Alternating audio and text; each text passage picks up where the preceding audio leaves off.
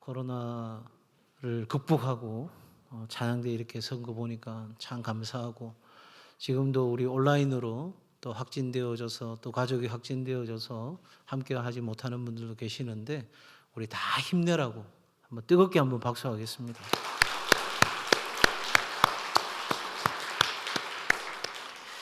자, 오늘 읽었던 말씀 우리 다시 한번 읽을 텐데요. 내가 온 것은 양으로 하는데 그 양으로에다가 자기 이름을 넣으시면 되겠습니다. 저는 제 이름 할 거니까 저 따라 하지 마시고요. 자, 내가 온 것은 시작.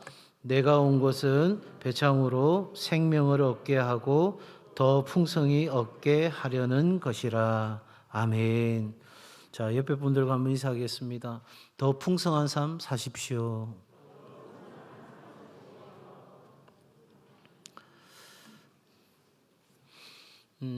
미국의 정신과 의사이고 베스트셀러 작가인 모건 스카펙이라고 하는 분이 계십니다.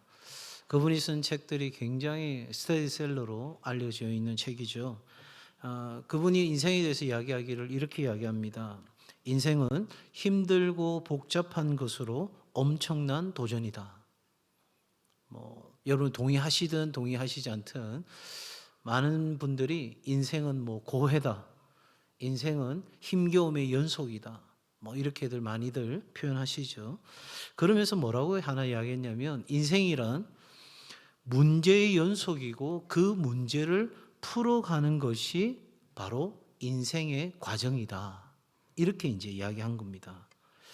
자, 그러면 오늘의 주제, 풍성한 삶, 어떻게 우리가 풍성한 삶을 살 수 있을까 했을 때 스카펙의 이야기로 정리를 해본다면, 인생의 문제를 잘 풀어야 풍성한 삶이 우리 가운데 있다 하는 것이죠.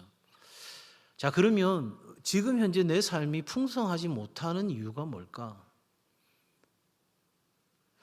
지금 혹시 내 삶이 너무너무 풍성하다 이렇게 생각되시는 분은 여러분 손을 들어보라면 당황스러우실 거고 오른쪽 발가락을 살짝 들어보세요. 네. 많은 분들이 풍성한 삶을 꿈꾸지만 풍성한 삶이 아닌 오히려 황무한 삶, 메마른 삶, 고통과 고난과 통곡과 슬픔과 탄식과, 그래서 나도 모르게 터져나오는 불평과 불만과 불안 속에 살아가는 것이 우리 현실인 거죠. 왜 그렇게 됐을까? 그럼 다시 스카펙의 이야기로 가보면, 우리가 문제를 제대로 풀어야 되는데 잘못 풀고 있기 때문에 그런 현상이 드러난다는 거죠. 특히 4가지 면에서 우리가 문제를 갖는데, 첫 번째는 자기 이미지를 통제하려고 한다는 것이죠. 무슨 말이냐면 내가 남들한테 좋은 모습으로만 비춰지고 싶다는 거예요. 내 이미지를 내가 스스로 통제하려고 하는데, 여러분 이게 되나요? 다 좋을 때는 좋은 거죠, 그죠? 제가 캐나다에서 선교훈련 받을 때 3개월 동안은 그 좋은 곳에서 공부를 했습니다. 렉처 기간이었는데 그곳에서 너무너무 형제 자매님 하면서 서로 했는데 3개월 이제 아우리치를 나간 거예요. 전도 여행을 나간 거예요. 그런데 재정은 빤하고요. 그런데 나중에 가니까 김치 떨어지고 다 떨어지니까 누가 김치 많이 먹었냐, 적게 먹었냐, 그 전까지는 3개월 전에는 진짜 간이라도 눈이라도 빼줄 것처럼 서로 형제 자매님 하다가 아우리치 나가니까요. 또 애기들이 있는 집이 있는데 애들끼리 서로 다툴 수도 있잖아요. 그런데 막 애들이 다툰 거 가지고 난리가 나더라고요. 그러니까 내 이미지를 좋은 이미지로 통제하고 싶은데 그게 안 되는 거죠. 두 번째는요, 내가 다른 사람을 통제하고 싶은 거예요. 부모는 자녀를, 또 자녀도 부모를, 또 부부는 서로, 남편은 아내를, 아내는 남편을 내가 통제하고 싶은 거예요. 내가 조정하고 싶은 거예요. 됩니까? 그런 거 안 해보셨어요? 벌써 지금 첫 번째 자기 이미지를 통제하려고 가만히 있는데 우리 그렇게 하시잖아요. 그래서 뭐라고 말합니까? 자식 내 마음대로 안 된다는 거예요. 1부 때 보니까 우리 홍 집사님, 은찬이도 마음대로 안 되는가 봐요. 이러더라고요. 네. 초등학생도 내 마음대로 안 되는 거예요. 어떻게 됩니까? 그런데 우리는 자꾸 그걸 통제함으로써 풍성한 삶, 행복한 삶을 꿈꾸는데 그거 안 된단 말이에요. 세 번째는 뭐냐면 내 삶의 문제를 내가 통제하고 싶은 거예요. 나 이 문제 풀 수 있어. 나 이 정도 문제는 풀 수 있는 능력을 갖췄어. 그래서 이런 문제 나 걱정하지 않아. 하는데 문제가 안 풀리는 거예요. 그때 어떻게 되죠? 더 큰 절망에 빠지는 거예요. 아예 처음부터 못 푼다 생각했으면 뭔가 도움이라도 찾고 뭔가 방법을 찾겠는데 내가 풀 수 있다고 자만하고 있었는데 그걸 풀 수 없는 상태가 되니까 완전히 아이들 하는 말로 멘붕에 빠지는 거예요. 풍성하면 온데간데 없고 지금 당장 내가 어찌할 바를 몰라서 망연자실한 채 무너져 있는 삶의 자리에 있는 분들이 있는 거죠. 네 번째는 고통의 문제를 내가 통제할 수 있다고 생각하는 거예요. 내 삶에 고통이 찾아올 때 나는 얼마든지 이 고통을 컨트롤할 수 있어. 그래서 통곡하거나 슬퍼하는 일들이 생겼을 때 나는 그걸 얼마든지 내가 하지 않고 내가 붙잡고 내가 이해 영역으로 가져가서 충분히 내가 그런 감정을 내가 조정할 수 있다고 생각하는데 그게 된다 안 된다? 안 되는 거예요. 그러니 여러분 우리 인생은 내가 좋은 이미지로 비춰지고 또 내가 다른 사람들을 내 마음대로 내가 원하는 대로 조정하고 그래서 내 통제 안에 들어오게 만들고 삶의 문제를 내가 얼마든지 해결할 수 있는 그런 차원으로 가져가고 그래서 내 삶에 뜻하지 않는 고통이 찾아올 때도 그걸 내가 다스릴 수 있으면 진짜 행복한 거라고 생각하는데 그건 착각인 거죠. 스스로 속고 있는 거예요. 나 그렇게 할 수 있을 거라고, 나 그렇게 통제할 수 있을 거라고, 얼마든지 그거 가능하다고 계속해서 속삭이는 거예요. 어제 그렇게 해서 실패했는데도 불구하고 또 오늘 그런 헛된 기대를 갖는 거예요. 여러분 아인슈타인이 무슨 말을 한 줄 아세요? 똑같은 방법으로 실험하면서 다른 결과가 나오기를 기대하는 것은 마치 정신 이상자와 같다는 거예요. 우리가 그런 반복적인 삶을 살고 있다는 거예요. 우리의 지나온 삶의 그런 흔적들 속에서 반면교사를 삼아야 되는데 그렇게 하지 아니하고 여전히 우리는 똑같은 다람쥐 쳇바퀴 돌듯이 똑같은 삶을 반복하면서 다른 어떤 결과가 나타나기를 바라는 참 희한한 인생을 우리 모두가 살고 있는 거죠. 그러니 오늘 하나님이 우리 가운데 주시는 이 생명과 풍성한 삶은 우리에게 있어서 너무 멀리 있는 거예요. 그냥 닥쳐져 있는 현실은 너무너무 힘든 거죠. 메마름입니다. 황무함입니다. 내가 결실이 있는 것 같으나 어느 순간인가는 뭔가 열매를 맺은 것 같으나 한낱 다 사라지는 헛된 것들에 불과하다는 것을 깨닫는 순간이 오는 것이죠. 자, 그러면 우리에게 주시는 이 하나님의 놀라운 생명과 풍성한 삶을 어떻게 살 수 있을까? 여러분 먼저 한번 묻고 싶습니다. 우리가 풍성한 삶을 사는 것 여기에 동의하십니까? 예. 나는 그거 싫어요. 나는 막 고난이 있는 삶을 즐깁니다. 세상에 그런 사람이 어디 있겠어요? 그 사람은 정서적인 문제가 있는 거예요. 저하고 상담을 해야 되는 거죠. 우리 모두는 행복한 삶을 꿈꿉니다. 그래서 저마다 행복의 길을 찾고 있고요. 또 행복의 방법을 찾고 있습니다. 그래서 시중 서점에 나가면 자기 개발서가 쫙 깔려 있어요. 어떻게 하면 행복할 수 있습니까? 어떻게 하면 행복을 우리가 획득할 수 있습니까? 막 수많은 사람들의 이론과 또 실천적인 이야기들이 즐비하게 늘려 있습니다. 그런데 이미 성경은 우리에게 인생의 문제를 풀 수 있는 방법과 그 답까지 우리 가운데 주신 거예요. 자, 풍성한 삶을 살아가는 비결. 만약 여러분에게 국어 문제가 하나 나왔다고 치십시다. 여러분 행복한 삶, 풍성한 삶을 사는 비결은 무엇입니까? 이렇게 질문이 나왔다면 여러분 거기다가 뭐라고 답하시겠어요? 목사님 그거 알면 제가 여기 있겠습니까? 이런 표정이신데 이미 답이 나왔잖아요. 오늘 읽었던 말씀에 뭐라고 말씀합니까? 내가 온 것은 저와 여러분을 위하여 뭐를? 생명과 뭐를? 풍성한 삶을 주로 오셨다는 거예요. 누가? 예수 그리스도. 하나님께서 우리의 풍성한 삶의 비결로 누구를 주셨다? 예수 그리스도를 주셨다. 믿으시면 아멘. 그래서 백문일답입니다. 인생에 100가지 질문이 있어도 그 답은 하나인 거예요. 그 답은 오직 예수 그리스도입니다. 여러분의 인생이 어떤 문제라 할지라도, 고난이 문제라 할지라도, 어떤 서술형의 문제라 할지라도, 복잡하고 꼬아놓은 문제라 할지라도 그 모든 인생의 문제에 대한 답은 예수 그리스도이십니다. 자, 그러기에 그러면 풍성한 삶을 어떻게 살아갈 수 있을까? 첫 번째, 한번 따라합시다. 더 나은 선택을 하라. 오늘 성경이 뭐라고 말합니까? 예수님께서 우리에게 생명과 풍성한 삶을 주러 오셨다는 거잖아요. 그러니까 여기에 하나님이 주시는 삶이 있는 거예요. 여기에 나의 삶이 있는 거예요. 그런데 여기서 계속 바둥바둥거리면서 산다? 답이 있어요, 없어요? 없는 거예요. 없는 거예요. 진짜 깝깝한 인생인 거예요. 내일은 새로운 희망이 태양이 뜨겠지 생각하고 막 돌아가고 있는데, 여러분 늘 언제나 똑같은 선택을 하고 똑같은 결정을 하고 그렇게 똑같은 결과를 맞으면서도 여전히 아무 대안 없는 인생을 사는 많은 사람들이 있는 거예요. 이거 바꾸려면 어떻게 해야 돼요? 더 나은 선택이 있다는 거예요. 더 나은 선택이. 그 문제를 풀 수 있는 풍성한 삶이 우리 가운데 있다는 것입니다. 적어도 여러분, 우리가 예수 그리스도 그분을 선택하는 순간 우리 삶은 모든 것이 잘 되어지는 인생으로 되는 줄로 믿습니다. 자, 로마서 8장 28절, 우리가 잘 아는 말씀이죠. 한번 같이 읽겠습니다. 화면 보고 읽습니다. 시작.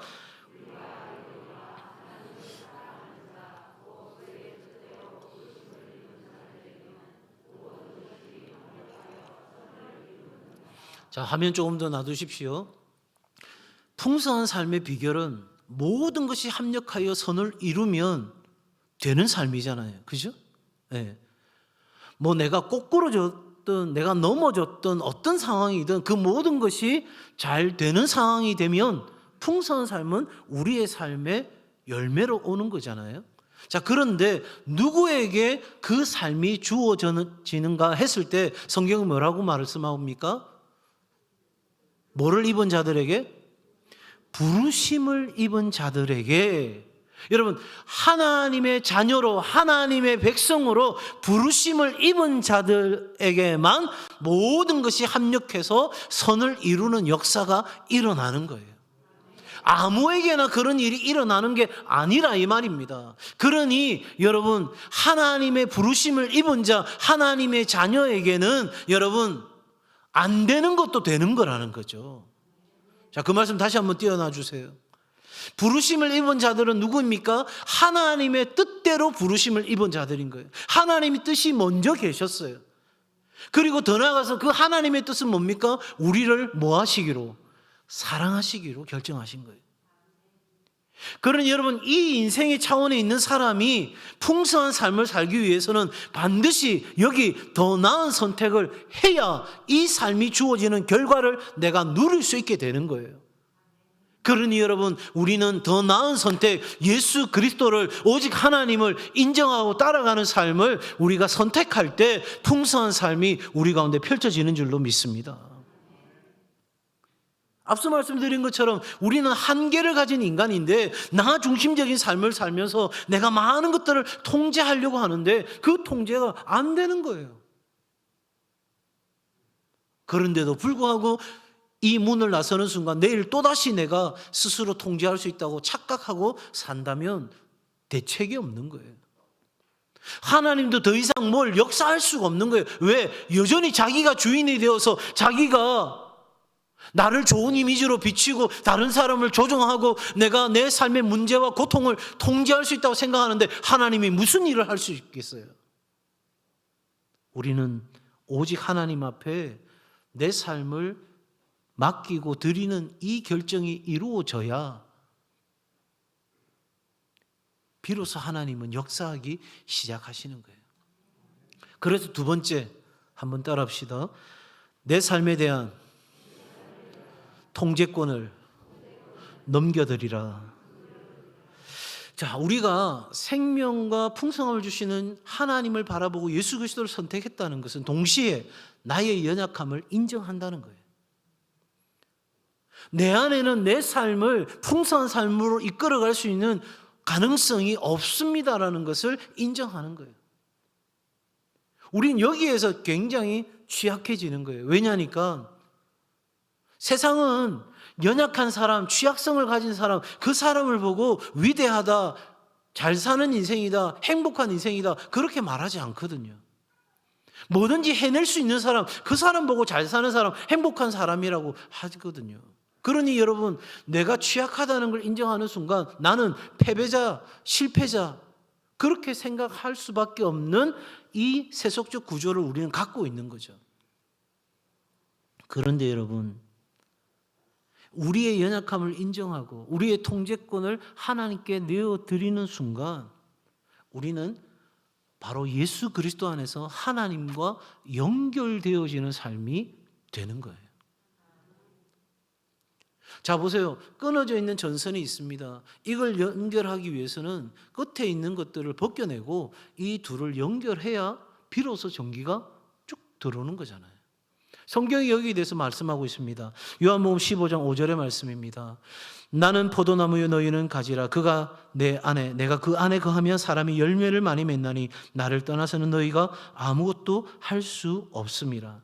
이어서 말씀하십니다. 7절입니다. 너희가 내 안에 거하고 내 말이 너희 안에 거하면 무엇이든지 원하는 대로 구하라. 그리하면 이루리라.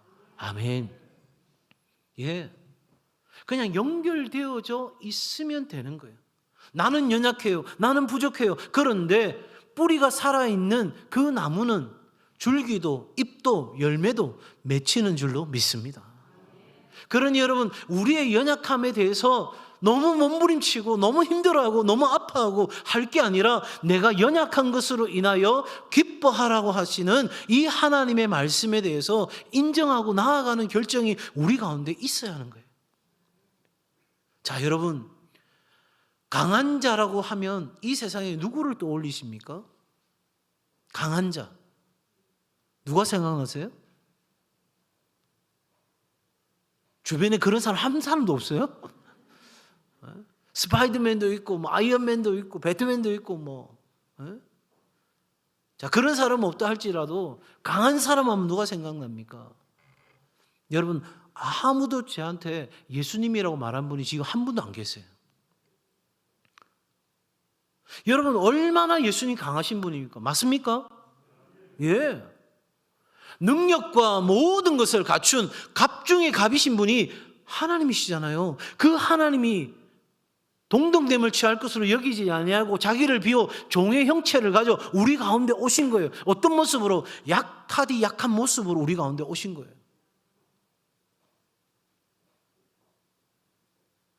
여러분, 확인하고 싶으십니까? 자, 이사야 53장 3절입니다. 그는 멸시를 받아 사람들에게 버림받았으며 강고를 많이 겪었으며 질고를 아는 자라. 마치 사람들이 그에게서 얼굴을 가리는 것 같이 멸시를 당하였고 우리도 그를 귀히 여기지 아니하였도다. 여러분, 누구보다도 강하신 그분이, 누구보다도 능하신 그분이 스스로 약한 모습으로 우리 가운데 오셨고 끌려가는 대로 자신의 삶을 내맡긴 겁니다. 여러분, 우리에게 눈물이 있습니까? 통곡이 있습니까? 괜찮습니다. 끌려가고 있습니까? 여러분, 끌려가도 괜찮습니다. 그 삶의 문제가 나로 하여금 너무너무 힘들게 합니까? 여러분, 괜찮습니다. 왜냐하면 내 삶의 통제권을 하나님께 넘겨드리는 순간 우리의 약함이 하나님의 강함의 옷을 입을 수 있는 은혜인 줄로 믿습니다. 그러기에 여러분, 울면서 따라가면 되는 겁니다. 아파하면서 따라가면 되는 겁니다. 그러기에 우리가 그 손 내밀고 이끄시는 대로 나아가면서 하나님의 도우심을 구하고 은혜를 구하고 주님 앞에 간구하며 우리는 그렇게 인생의 문제를 풀어가는 겁니다. 여전히 내가 내 인생의 통제권을 갖고 있으려고 하면 여러분, 우리는 그 눈물 흘리는 그 자리 벗어날 수가 없어요. 그러다가 아무것도 해결할 수 없는 나를 발견하고서는 우리는 그 자리에서 절망하는 거죠. 그냥 끝내버리는 겁니다. 그러나 하나님은 우리가 통제권을 넘겨드리면 그 통제권을 받으시고 하나님 우리의 안방도 우리의 거실도 우리의 주방도 우리의 아이들의 방도 여러분 모든 내 삶의 영역을 하나님께서 전적으로 책임져 가시는 줄로 믿습니다. 예수님 말씀하시잖아요. 내가 온 것은 너희로 하여금 생명을 얻게 하고 더 풍성케 하려고 오셨다고 말씀하고 계시잖아요. 그러니 여러분 세 번째 한번 따라합시다. 생각을 바꿔야 합니다. 아이고 목사님 말이 쉽지 생각을 어떻게 바꿉니까? 예? 뭐든지 마음 먹기라는데 마음만 제대로 먹으면 되는 걸 그게 안 되니까 어려운데 목사님 무슨 말입니까? 여러분 우리 인생의 풍성함을 방해하는 것은 고난과 황무함이죠. 우리 삶에 찾아온 역경과 근심거리들입니다. 그런데 그런 것들이 물밀듯이 들려올 때 우리는 오늘 이 말씀을 기억하는 거예요. 예수님께서 나에게 오신 것은, 예수님께서 우리 가정에 오신 것은, 예수님께서 우리 공동체에 오신 것은 우리로 하여금 뭐를 얻고? 생명을 얻고 더 풍성케 하려 함이니라. 여러분 하나님은 약속하시면 그 약속을 반드시 지키시는 하나님이신 줄로 믿습니다. 그러니 우리 마음 안에 이 하나님 말씀 생각하면서 부정적인 생각 그 모든 것들 내려놓고 하나님이 주시는 진정한 의미로서의 긍정하며 우리의 삶의 생각을 바꾸고 하나님께 나아가는 겁니다. 여러분 그 가장 핵심이 뭐냐? 감사에 있습니다. 뭐에 있다고요? 감사에 있다는 거예요. 여러분 감사는 뭡니까? 내가 어찌할 수 없는 것을 누군가가 나에게 호의를 베풀어 줬을 때 우리에게 떠오르는 첫 번째 고백이 감사잖아요. 감사하고 있다는 것은 내가 정말 더 나은 선택을 하고 하나님 앞에 내 통제권을 내어드리고 내 삶은 여전히 눈물과 통곡과 아픔으로 범벅되어 있는 인생이지만 그래서 마치 내가 질질 끌려가는 그런 도살장에 끌려가는 양과 같은 신세이지만 그럼에도 불구하고 하나님이 주신 이 말씀이 있기에 말씀의 약속이 내 삶에 성취된다는 걸 믿기에 오늘 내 삶에 주어진 자리에서 감사함으로 나아갈 때 우리 인생은 새로운 차원으로 옮겨가는 줄로 믿습니다. 그러기에 여러분 성경이 뭐라고 말합니까? 디모데전서 4장 4절의 말씀입니다. 한번 같이 읽겠습니다. 시작. 하나님께서 지으신 모든 것이 선함에 감사함으로 받으면 버릴 것이 없나니. 아멘. 한번 따라합시다. 감사함으로 받으면 버릴 것이 없습니다. 네. 풍성한 삶이 이 차원으로 나아가는 거예요. 감사함으로 받아버리는 거예요. 그러니까 내 삶에 그러한 많은 어려움도 아무 문제가 되지 않는 거예요. 여러분 요리 잘하는 사람한테는 재료가 문제입니까? 아닙니까? 물론 좋은 재료 쓰면 좋죠. 그런데 아주 안 좋은 재료도 진짜 요리 잘하는 분들은 탁탁탁 해서 만들어내는 거예요. 지금 말씀 듣고 있는 집사람 굉장히 불안할 것 같아요. 또 무슨 말을 하려고 그러나. 예, 저는 레시피를 굉장히 중요하게 생각합니다. 레시피대로 해달라. 그런데 간혹 이상한 음식이 올라와요. 나중에 그래서 취조하듯이 제 물어봅니다. 어떻게 만들었냐? 결국은 지 맘대로 레시피를 쓴 거예요. 예? 그래 놓고 감사하다고 안 한다고 다음부터 해주는가 봐라 뭐 이렇게 나오는데 여러분 진짜 우리 인생에 부족하고 연약한 인생의 재료를 하나님께 넘겨드리는 순간 우리는 감사함으로 나아가면 멋진 작품이 만들어지고 맛있는 맛을 내는 인생이 되는 줄로 믿습니다. 그렇게 나아갈 때 여러분 우리에게 주어지는 중요한 한 가지 고백이 있다면 더 이상 과거에 발목 잡혀서는 안 된다는 거예요. 한번 따라해 주시겠어요? 그래서 뭐? 다시. 그래서 뭐? 예. 이거 누가 한 말이냐면 미국의 유명한 진행자 오프라 윈프리가 한 말이에요. 흑인이었습니다. 어린 흑인 여성이 어릴 때 성폭행을 당했습니다. 정말 버림받은 인생과 같았습니다. 그런데 이 한마디, 그래서 뭐? 내가 그럼 그렇게 살아야, 그렇게 절망적인 인생을 살아야 되는 거야? 아니야. 더 이상 나는 그렇게 살지 않을 거야. 그래서 뭐? 여러분 적어도 우리가 하나님의 이 진리의 말씀 안에 있다면 우리의 삶이 정말 진정으로 적극적이고 긍정적인 생각으로 바뀌어가는 이 삶의 차원에서 우리를 발목 붙잡고 있는 것들이 있어요. 사단은 계속해서 속삭이는 거예요. 우리를 죽이고 멸망시킬 때까지. 여러분, 그렇게 우리를 몰아가기 위해서 지난날 우리의 과거의 실수, 실패, 넘어짐, 그런 우리의 마음을 계속해서 죄책감을 넘어서 정죄감을 심어주면서 우리로 하여금 자포자기하게 만드는 일들을 사단이 하고 있을 때 이 하나님 말씀 기억하면서 나는 오늘 달라질 수 있다는 것. 누구든지 그리스도 안에 있으면 새로운 피조물이라 이전 것은 지나갔으니 보라 새 것이 되었도다. 바로 뉴 크리에이션, 새로운 창조의 역사가 내 삶 가운데 일어났다는 이 생각이 바꿔지는 순간 우리의 삶은 풍성한 삶으로 나아가는 길이 열리는 거예요. 마지막 네 번째로, 여러분, 이 인생 안에 살 때 우리가 하나님의 관심 안에 있다는 걸 잊어서는 안 됩니다. 오늘 본문에 뭐라고 말합니까? 도둑이 오는 것은, 여러분, 우리에게 관심이 있기 때문에 도둑이 오는 것을 말씀할 수 있는 거죠. 관심이 없다면 도둑이 오든 말든 무슨 상관이 있겠어요? 도둑은 우리의 것을 빼앗고 죽이고 멸망시키려고 그렇게 호시탐탐 기회를 노리고 있는데 우리 주님은 그렇게 되지 않도록, 누가 하나님의 뜻대로 부르심을 입은 저와 여러분이, 하나님의 자녀가 그렇게 되지 아니하도록 우리에게 생명을 주시고 풍성함을 주신다는 거예요. 그러니 여러분, 저와 여러분은 하나님의 관심 안에 있는 사람이에요. 누가 뭐라 해도, 세상이 관심 갖지 않아도, 내 사랑하는 이들이 나에게 관심 갖지 않아도 나는 여전히 하나님의 관심 안에 있는 사람인 거예요.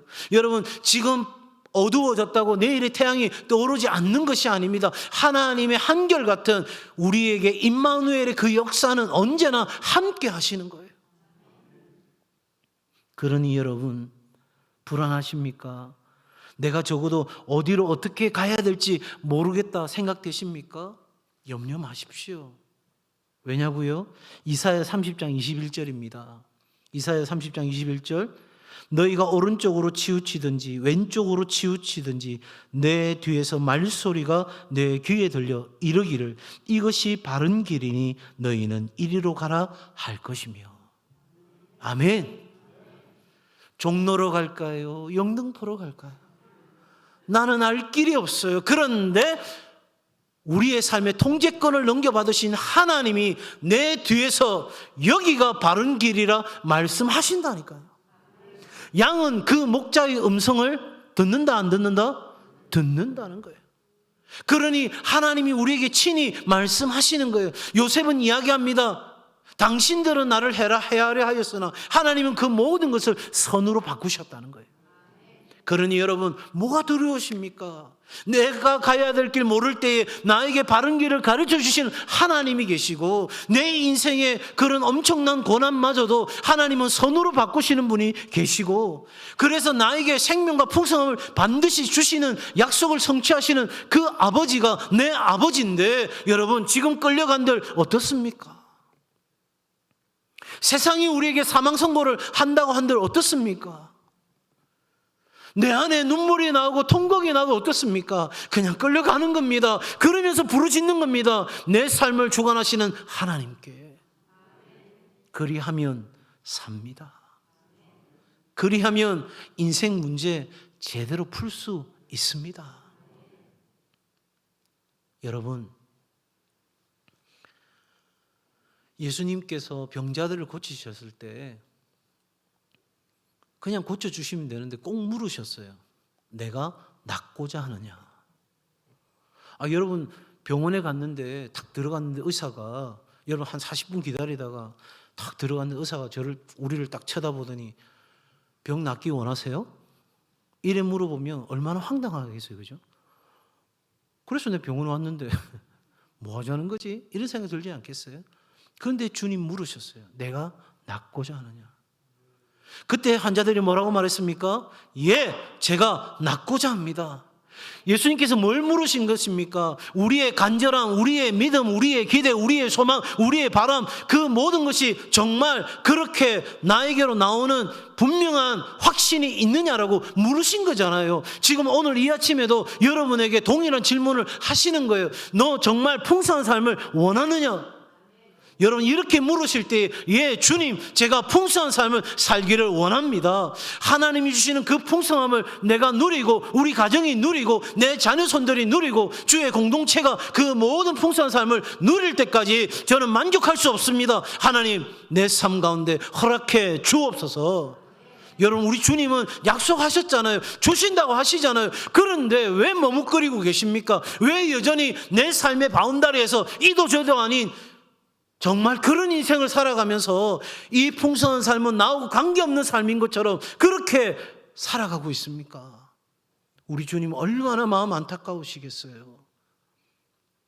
내가 너에게 주는 것이 그게 아닌데, 내가 너에게 주고 싶은 삶이 그런 정도의 삶이 아닌데, 여러분 우리 주님 그렇게 말씀하시지 않으시겠어요?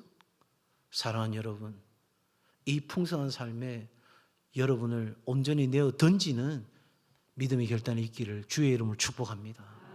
하나님은 반드시 여러분의 믿음에 응답하시고 역사하실 줄로 믿습니다.